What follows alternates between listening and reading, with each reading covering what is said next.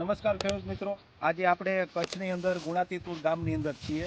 ગુણાતીતપુર ગામની અંદર આપણે જામફળની અંદર 1 મહિના પહેલાં પ્રોટેક્શન કીટ આપણે આપેલી હતી. એ પ્રોટેક્શન કીટના રિઝલ્ટ કેવા મળ્યા એ આપણે ફાર્મરને પૂછીએ. શું તમારું નામ શું? મારું નામ જયંતિભાઈ.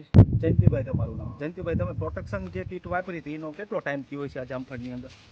1.5 મહિના સવા મહિનો થયો. 4 ડોઝ તમે આપી દીધા છે. તો જે કીટ વાપર્યા પહેલાં જામફળની શું પોઝિશન હતી?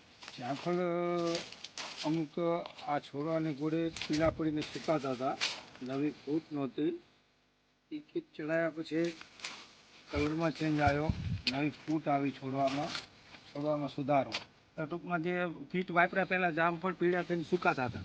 કીટ વાપર્યો એનો 1 મહિનો થયો તો 1 મહિનાની અંદર તમને નવા પાછા પીળા સુધરવા માંડીને નવી સૂટ ને બધું આવવા માંડ્યું. હા, એ તો કીટ વાપરવાથી તમને સંતોષ છે?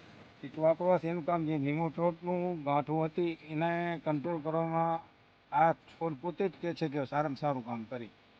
પ્રોટેક્શન કીટનું કામ એ છે કે જામફળ છે, દાડમ છે, આંબા છે, ડ્રેગન ફ્રૂટ છે, એની અંદર આવતા નિમિટોડ છે, વિલ્ટ જેને આપણે સુકારો કહીએ, એ બધામાં પ્રોટેક્શન કીટ આપ ઉપયોગ કરી શકો છો. Thank you.